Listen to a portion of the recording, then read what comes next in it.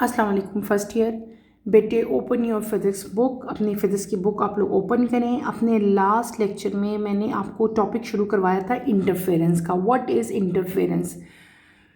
Two waves having the same frequency travelling in the same direction, उस phenomena को हम लोग क्या कहते थे? हम उस फिनोमेना को कहते थे इंटरफेरेंस। ठीक है, या इसको आप ये भी कह सकते थे कि super position of two waves having the same frequency and travelling in the same direction. और इस फिनोमेना को हम लोग क्या कह रहे थे? इंटरफेरेंस कह रहे थे। इंटरफेरेंस को एक्सप्लेन करने के लिए मैंने आपको एक एक्सपेरिमेंट करवाया था। हमने एक्सपेरिमेंट को ड्रॉ किया था और देन हमने उसको अच्छी तरह से जो है समझा था और बताया था कि कैसे जो है वो स्पीकर से इंटरफेरेंस जो है वो प्रोड्यूस होती है और किस तरह की वेव जो हैं वो जनरेट होती हैं। ये सारा कुछ हमने डिटेल से पढ़ लिया था। आज हमने अपने टॉपिक में स्टार्ट करना है types of interference. There are two main types of interference. Interference की दो मेन टाइप्स हैं, एक होती है कंस्ट्रक्टिव इंटरफेरेंस और एक होती है बेटे destructive interference. One by one in दोनों इंटरफेरेंसेस को मैं आपको जो है वो एक्सप्लेन करूंगी। पहले हम पढ़ते हैं कंस्ट्रक्टिव इंटरफेरेंस। आप अपनी बुक के नेक्स्ट पेज पे आए बेटे, 141 पे। वहाँ पे अगर आप लोग आओ तो पेज के बिल्कुल स्टार्ट पे आपको हेडिंग नजर आएगी constructive interference. At points P1, P3 एंड P5 we find that a compression meets a compression and a rarefaction meets the rarefaction. So the displacement of two waves are added up at these points according to the principle of superposition and large resultant displacement is seen on the CRO screen. आपको यहाँ पे we find the path differences delta S between the wave at point P1 is, आपको वो बताया हुआ है, point P3 P5 का बताया। मैं सारा आपको जो है रिटन फॉर्म में करके दिखाऊंगी। सबसे पहले आपके पास आता है कंस्ट्रक्टिव इंटरफेरेंस। ठीक है, अगर आप अपनी डायग्राम पे जाओ जो हमने कल ड्रॉ की थी, P1 P3 P5। ठीक है, यहाँ पे अगर हम आते हैं P1 P5 एंड P3, ये तीनों पॉइंट्स पे जो इंटरफेरेंस हुई है डैट इज कंस्ट्रक्टिव। ठीक है, ये कौन सी इंटरफेरेंस है? कंस्ट्रक्टिव है। ठीक है, कंस्ट्रक्टिव इंटरफेरेंस क्या होती है? इसकी डेफिनेशन बेटे आप लोग कैसे राइट करोगे? मैं आप लोगों को लिखवाती हूँ, आपकी बुक में नहीं दी गई। आप लोग जो है वो राइट कर लो कि कंस्ट्रक्टिव इंटरफेरेंस क्या होती है। ठीक है, दो तरह की इंटरफेरेंस, हमने दो तरह की इंटरफेरेंस मैंने आपको बताई। एक मैंने क्या कह दिया कि एक इंटरफेरेंस वो है जिसको हम लोग कहते हैं कंस्ट्रक्टिव, जिसकी मैंने अभी रीडिंग की है। कंस्ट्रक्टिव इंटरफेरेंस को आप लोग किस तरह डिफाइन करेंगे? आप लोग नोट कर लें, मैं आप लोगों को इसकी डेफिनेशन राइट करवा देती हूँ। When two waves travel in the same direction and are in the phase with each other, there amplitude gets added and the resultant wave is obtained। ठीक है, इसको हम लोग क्या कहेंगे? कंस्ट्रक्टिव इंटरफेरेंस कहेंगे। कंस्ट्रक्टिव इंटरफेरेंस को बेटे आप लोग कैसे डिफाइन करोगे? इसकी डेफिनेशन मैं आप लोगों को लिख देती हूँ। आप लोगों ने एज इट इज़ जो है वो अपने अपने जो पेपर्स हैं, जो नोटबुक्स हैं, जिन पे आप लोग नोट कर रहे हो, आप लोग नोट कर लो। हम क्या पढ़ रहे हैं? हम पढ़ रहे हैं कंस्ट्रक्टिव इंटरफेस। मैंने आपको क्या बताया कि कंस्ट्रक्टिव इंटरफेरेंस की डेफिनेशन आपकी बुक में नहीं दी हुई। उसकी डेफिनेशन आप लोग क्या लिखोगे? व्हेन टू वेव्स, जब दो वेव्स, ठीक है, ट्रैवल करें, travel in the same direction. ठीक है बेटे, लिख रहे हो? And are in phase with each other, with each other, दो है ना, दो, विद ईच अदर, देयर, ये डेफिनेशन लिख रही हूं मैं, their amplitude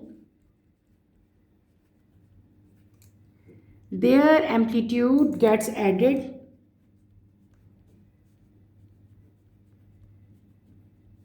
and the resultant wave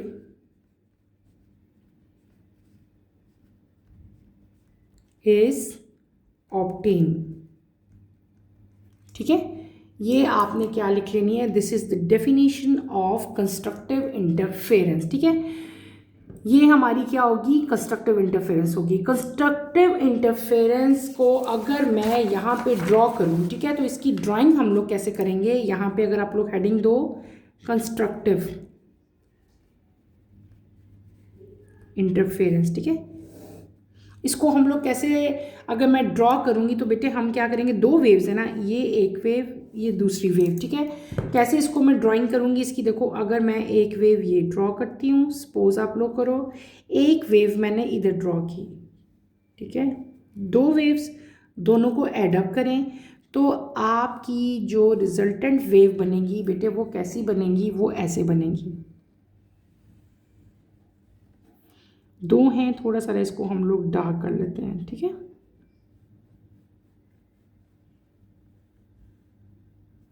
ये जो मैंने आपको वेव बना के दिखाई है, ये दो वेव जो हैं, जो हमने अभी डेफिनेशन भी लिखी, अकॉर्डिंग टू द डेफिनेशन क्या है कि दो वेव जब एक ही डायरेक्शन में ट्रैवल कर रही हों और एक ही फेज़ में हों तो जो इनका एम्पलीट्यूड होता है वो दो एम्पलीट्यूड को हम लोग क्या कर लेते हैं, एड अप कर लेते हैं और आपके पास एक रिजल्टेंट वेव आती है, ठीक है। इस रिजल्टेंट वेव को, ये जो फिनोमेना हुआ है इसको हम लोग क्या कहते हैं, this is known as constructive interference. ये क्या होती है, इसको हम कंस्ट्रक्टिव इंटरफेरेंस कहते हैं। और यहाँ पे ये क्या फिनोमेना हुआ, इस फिनोमेना को हम लोग कहते हैं रीइंफोर्समेंट, ठीक है, REINFORCEMENT, ठीक है। देखो इस तरह ये जो फिनोमेना हुआ ना, इसको हम लोग क्या कहेंगे, कंस्ट्रक्टिव इंटरफेरेंस कहेंगे, ठीक है।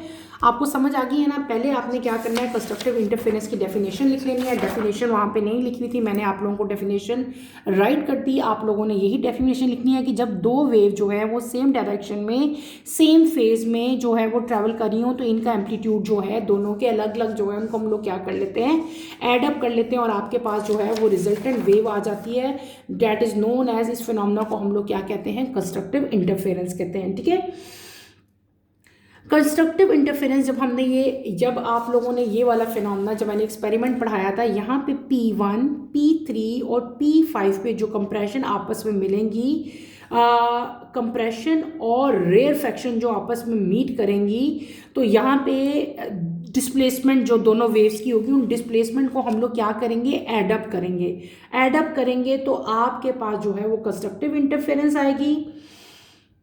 कंस्ट्रक्टिव इंटरफेरेंस को जब हम लोग इनके पार्ट डिफरेंसेस को जब राइट करेंगे एट पॉइंट P1, सपोज करो पॉइंट P1, मैंने आपको क्या कहा, पॉइंट P1, P5 और P3 में कंस्ट्रक्टिव इंटरफेरेंस हो रही है। तो अगर पॉइंट P1 में मैंने इसको राइट करना हो तो मैं कैसे राइट करूंगी बेटे, हम राइट करेंगे डेल्टा एस से। Delta S is equal to S2 P1 minus S1 P1, ठीक है, S2, हाँ। ये डेल्टा एस किसके इक्वल होगा, डेल्टा एस क्या है, इसको हम लोग कहते हैं पाथ डिफरेंस। ये क्या चीज़ है, ये है पाथ डिफरेंस है, ठीक है। ये किसके इक्वल है, S2 यानी कि वेव 2 का, और ये S1 जो है वेव 1 का पाथवे है। इन दोनों के पॉइंट, ये P1 क्या है, पॉइंट 1 था, P2 पॉइंट 2 था, लेकिन ये हम किसके लिए फाइंड कर रहे हैं, ये जो मैंने इक्वेशन लिखी है, ये लिखी है मैंने पॉइंट 1 के लिए, P1 के लिए जो है, अगर पाथ डिफरेंस आपने फाइंड करना है तो हम ऐसे करेंगे। आगे अगर आप फर्दर चलो तो ये डेल्टा एस जो है, ये S2 जो है ना, S किसके इक्वल होता है, S इक्वल होता है बेटे 4/1/2 पाथ लैम्डा के। ये पूरी इक्वेशन जो है ये किसके इक्वल होती है, ये होती है 4/1/2 लैम्डा, ठीक है। अगर यहाँ पे S2 हो, अगर यहाँ पे S1 होगा तो हम क्या करेंगे, 3/1/2 lambda is equal to lambda wavelength, ठीक है। ये आपने याद करनी है। सिमिलरली अगर आपके पास दो, अभी तो हमने P1 पॉइंट का देखा, अगर आपके पास ये वाला पॉइंट, मैंने क्या कहा था, P1, P5 और P3 पे कंस्ट्रक्टिव इंटरफेरेंस हो रही है। अगर आपके पास P3 हो या आपके पास जो है P5 हो तो उनका पाथ डिफरेंस जो है वो 0 होगा। और यहाँ पे जो ये वेवलेंथ है, ये क्या चीज़ है बेटे, आपको बताया था, distance between two successive dash lines. जो लाइंस आती हैं, लाइंस क्या चीज़ है, अगर इसको, ये जो वेव्स है ना, अगर आप हम इन्हें गौर से देखें तो ये वेव्स ऐसी प्रोड्यूस होती हैं, ये देखो, ठीक है, ये लाइंस हैं, ये डिफरेंट फेजेस हैं, ऐसे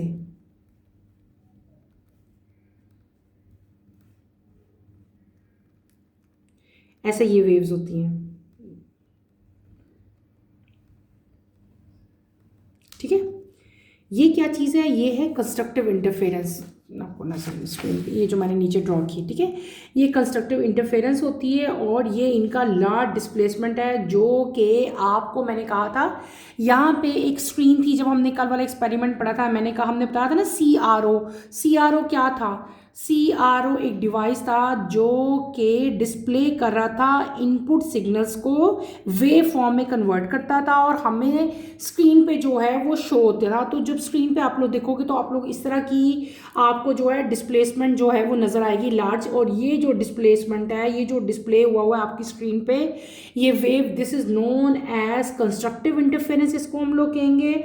और कंस्ट्रक्टिव इंटरफेरेंस का आपको मैंने बना के भी दिखा दिया, इसकी मैंने एग्जांपल भी, एग्जांपल कह रही हूँ, डेफिनेशन भी मैंने आपको बताई और डायग्राम ड्रॉ करके भी बताया कि कंस्ट्रक्टिव इंटरफेरेंस किस तरह की होती है। देन हमने इसके लिए इक्वेशन की। इस इक्वेशन में जो एस है, डेल्टा एस है बेटे, वो किसके इक्वल होता है, वो होता है एन ओवर इसके लैम्डा के। एन जो है फिर N1 भी हो सकता है, N2 भी हो सकता है, N3 भी हो सकता है, ठीक है।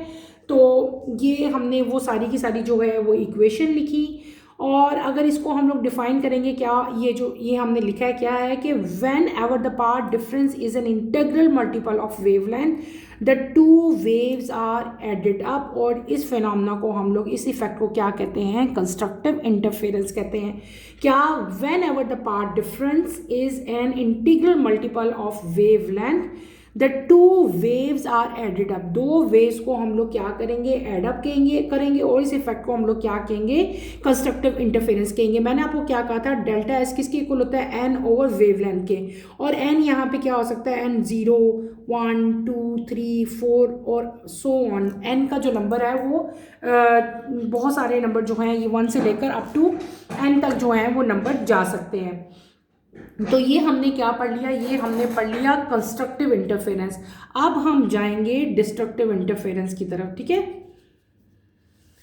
तो पहले हम इसकी बुक पे रीडिंग कर लेते हैं, देन मैं आपको डिस्ट्रक्टिव जो है उसको भी समझाऊंगी। हमने क्या पढ़ लिया, अब पढ़ना है डिस्ट्रक्टिव। व्हाट इज डिस्ट्रक्टिव, ठीक है। At point P2 and P4 a compression meet are rarefaction so that they cancel each other effect according to the principle of superposition.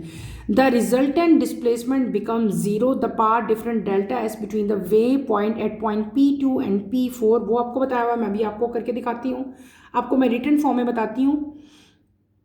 So at the point where the displacement of two waves cancel each other effect, the path difference is an odd integral multiple of half the wavelength. This effect is called destructive interference. Therefore, condition for destructive interference can be written as, हम इसको written form में लेके आते हैं। हमने क्या पढ़ लिया था, हमने पढ़ लिया था कंस्ट्रक्टिव। अब हम क्या करेंगे, हम अब पढ़ेंगे डिस्ट्रक्टिव इंटरफेरेंस। मैंने आपको कंस्ट्रक्टिव की डेफिनेशन जो है वो भी लिखवाई, आपकी बुक में भी इसकी डेफिनेशन लिखी हुई है। आप लोगों को जो इजी लगती है, जो ज़्यादा अच्छी समझ आती है बेटे, आप लोग वो राइट कर सकते हैं। ये कोई कंपल्शन नहीं है कि आपने मेरे वाली ही लिखनी है या आपने दूसरी लिखनी है। हम अपनी सेकंड डेफिनेशन की तरफ आते हैं, वो कौन सी है आपकी, डिस्ट्रक्टिव, ठीक है। डिस्ट्रक्टिव को हम लोग किस तरह डिफाइन करेंगे। डिस्ट्रक्टिव इंटरफेरेंस क्या होती है बेटे, ये वो सिचुएशन है जबकि क्रस्ट और ट्रफ, दो वेव्स की जब वो मीट करें तो वो दोनों, उनके जो एम्पलीट्यूड है वो दोनों एक दूसरे को कैंसिल कर दें। तो उस तरह की इंटरफेरेंस को हम लोग क्या कहते हैं, डिस्ट्रक्टिव इंटरफेरेंस कहते हैं। उसको कैसे डिफाइन करेंगे, मैं उसकी डेफिनेशन आप लोगों को राइट करवाती हूँ। आप इसको कैसे करोगे, डिस्ट्रक्टिव लिख लो आप लोग ताकि आप लोग, डिस्ट्रक्टिव इंटरफेरेंस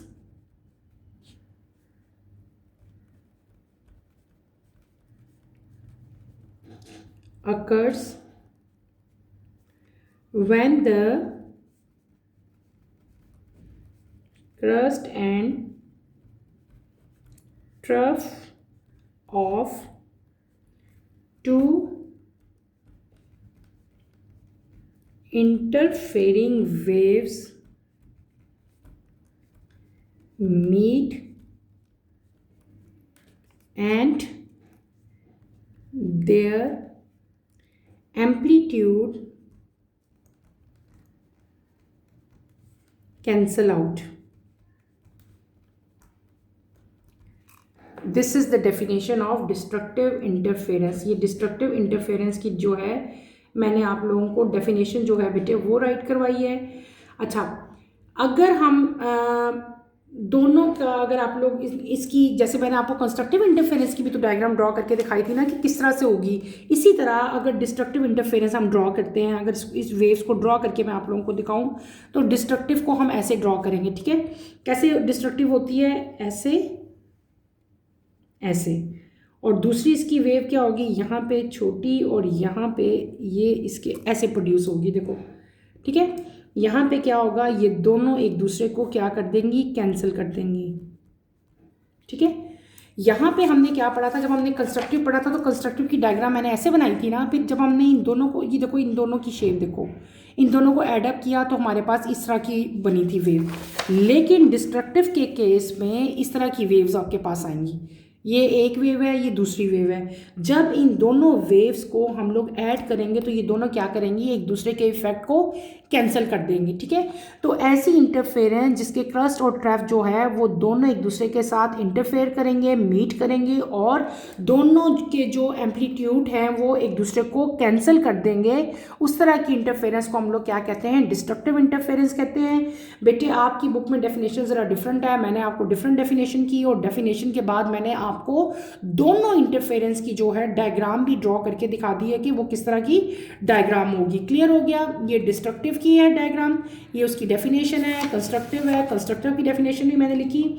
उसके बाद हम आते हैं इसके भी जैसे इसकी भी मैथमेटिकल इक्वेशन थी, इसी तरह हमारे पास उसकी मैथमेटिकल इक्वेशन भी आएगी। उसको हम लोग किस तरह राइट करेंगे, अगर आपके पास यही डायग्राम आप लोग, मैंने आपको क्या कहा था, P1, P5 और P3 में कौन सी इंटरफेरेंस हो रही थी बेटे, कंस्ट्रक्टिव। ऊपर अगर आप आओ, यहाँ पे 2 पॉइंट दिए हुए हैं आपको, एक P2 और एक P4 है। P2 और P4 में जो कंप्रेशन है वो क्या करेगा, डैट मीट्स रेयरफेक्शन। ठीक है, जब ये दोनों मीट करेंगे तो ये क्या करेंगे, एक दूसरे को कैंसिल कर देंगे। क्या कर देंगे, एक दूसरे को कैंसिल कर देंगे, और रिजल्टेंट जो आपके पास डिस्प्लेसमेंट आएगा वो कैसा आएगा, हम लेंगे यहाँ पे भी पार्ट डिफरेंस ही। पार्ट डिफरेंस हमने क्या लिया था, delta S is equal to S2 P2 minus S1 P2। इसको आगे लिखोगे जैसे पहले लिखा था, यहाँ पे क्या आ जाएगा, 4 माइनस 3 1/2 वेवलेंथ। ठीक है, तो ये जब आप माइनस करेंगे तो आपके पास क्या आ जाएगा, 1/2 वेवलेंथ आ जाएगा। ठीक है, ये कैसे, देखो ये कैसे आया, अगर यहाँ पे देखो S1 की, तो देखो पीछे यहाँ पे हमने लिखा था ना कि S1 P2 किस, S1 ये था, S2 P1 S1 P1। ठीक है, यहाँ पे अगर आप देखो तो ये इससे डिफरेंट है बेटे, ये क्या चीज़ है, S2 P2 S1 P2। तो ये आपने इससे कंफ्यूज नहीं होना, ये दोनों डिफरेंट हैं। ठीक है, तो इनका जब हमने डिफरेंस लिया तो हमारा जो पार्ट डिफरेंस P2 और P4 का, ये किसका पार्ट, ये हम बात कर रहे हैं डिस्ट्रक्टिव इंटरफेरेंस की, और वो किस पॉइंट पे हुई थी, P2 पॉइंट पे और P4 पॉइंट पे। ठीक है, तो वो जब हमने पार्ट डिफरेंस किए तो हमारे पार्ट डिफरेंस जो हैं वो ये आए। ठीक है, और P4 पे यानी कि P4 जो पॉइंट है उस पर जो हमारा पार्ट डिफरेंस आ गया वो क्या आ गया, 1/2 वेवलेंथ आ गया।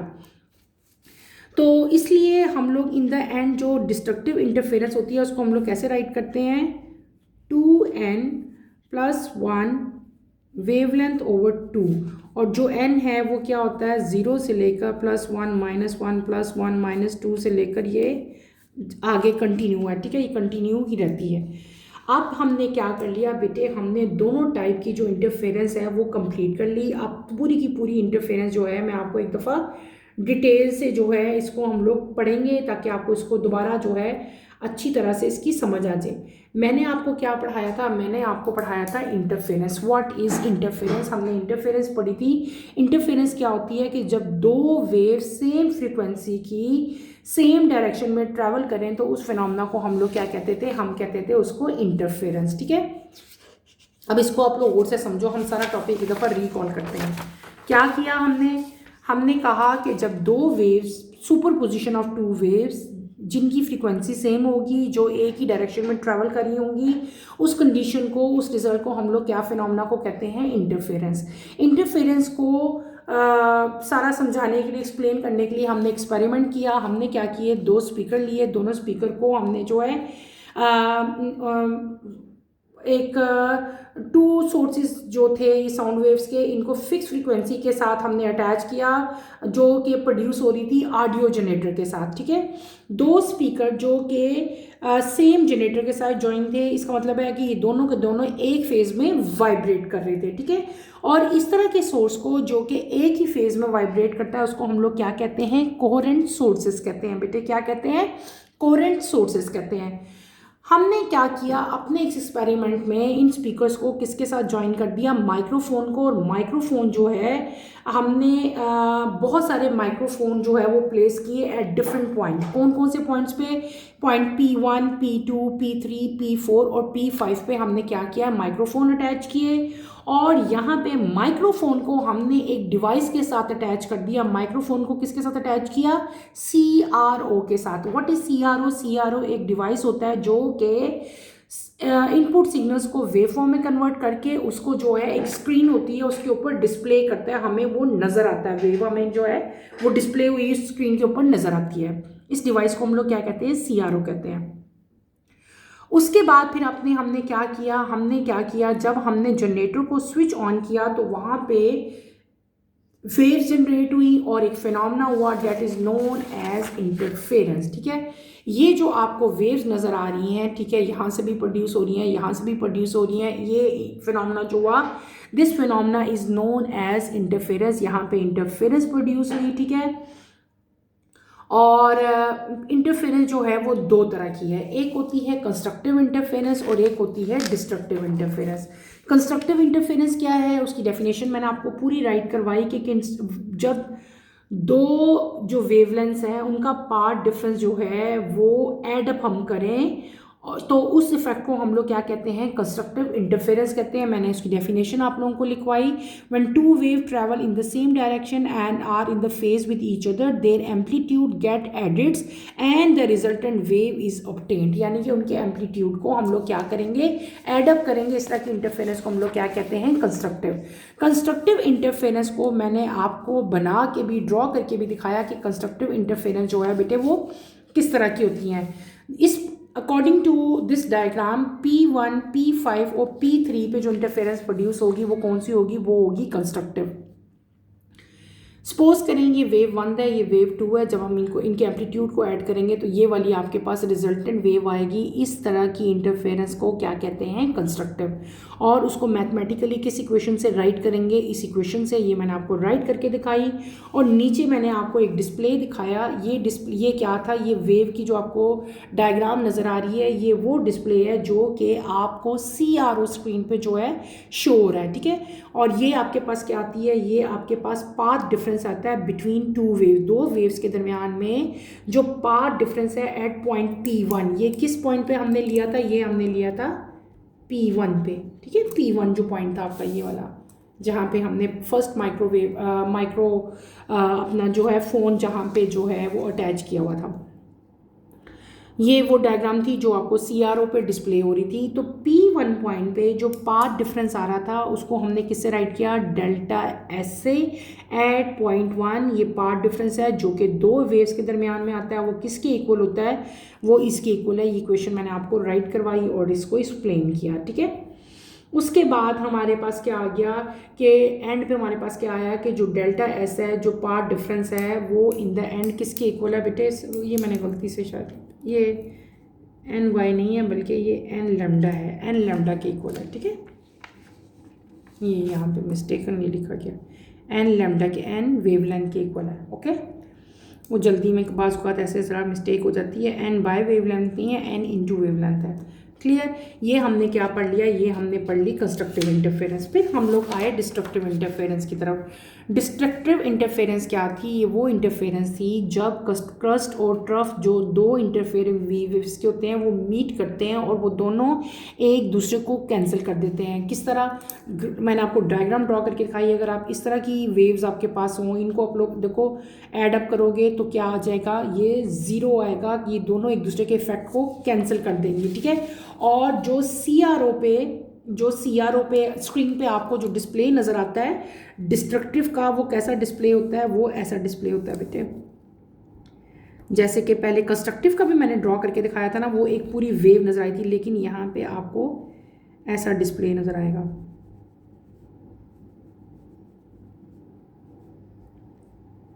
जो डिस्ट्रक्टिव इंटरफेरेंस का डिस्प्ले जो CRO पे आपको नज़र आता है वो ऐसा होगा, ठीक है। ये स्ट्रेट लाइन आएगी, यहाँ पे ज़ीरो डिस्प्लेसमेंट होगी। कितनी डिस्प्लेसमेंट होगी? ज़ीरो डिस्प्लेसमेंट,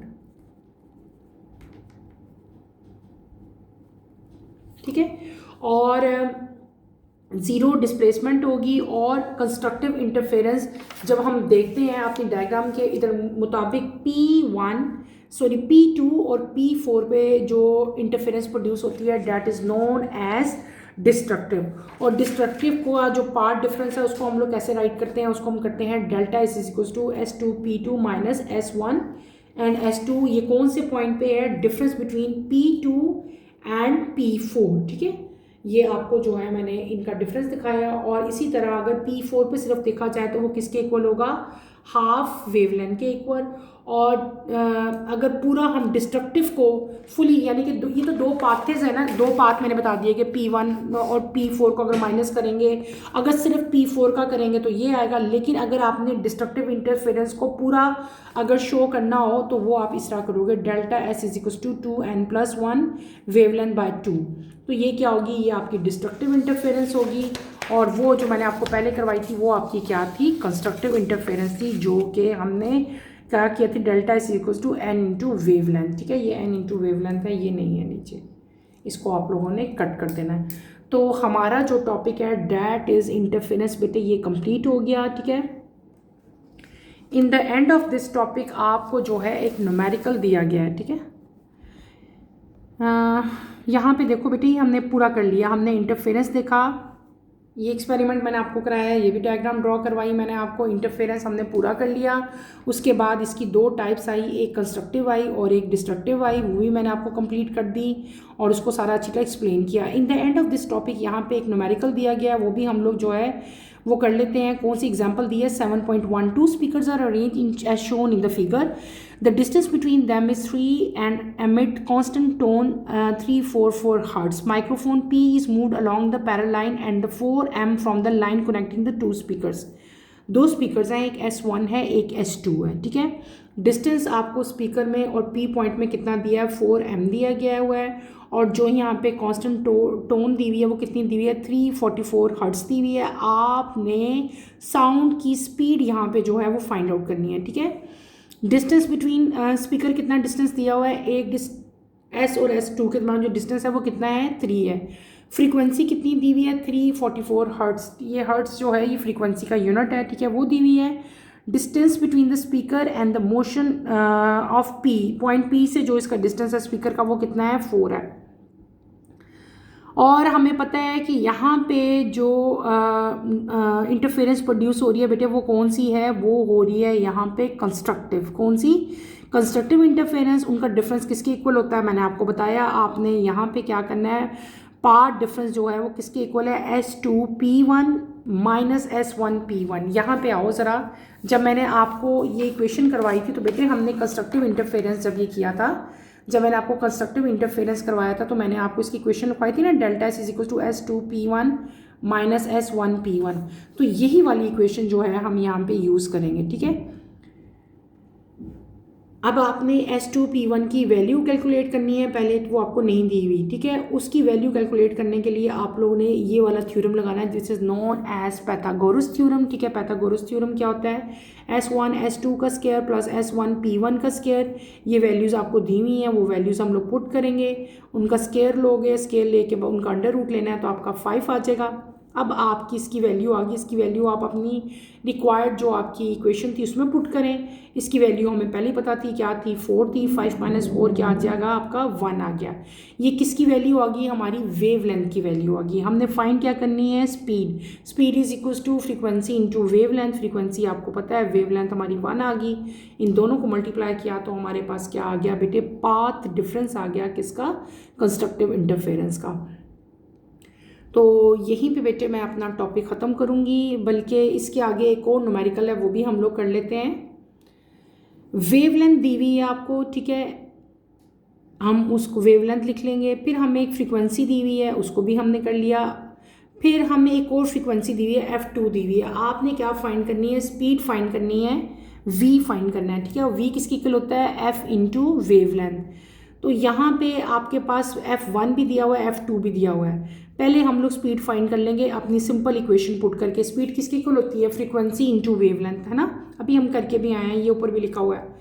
वैल्यूज पुट करो, लेकिन इसमें f1 और वेवलेंथ 1 लगाओगे तो आपकी ये v की वैल्यू आ गई, स्पीड आ गई। अब हमने अगली के लिए हमने क्या फाइंड करना है, हमें वेवलेंथ यानी कि 1 तो दी हुई थी लेकिन 2 रिक्वायर्ड हमें नहीं दी हुई थी, तो वो कैसे फाइंड करेंगे अगर यहाँ से फाइंड करना हो। इस इक्वेशन को उधर ले जाओ, v को इधर ले आओ, वेवलेंथ फाइंड करनी है, f यहाँ पे मल्टीप्लाई हो रहा है, वहाँ पे जाके क्या हो जाएगा बेटे, डिवाइड हो जाएगा।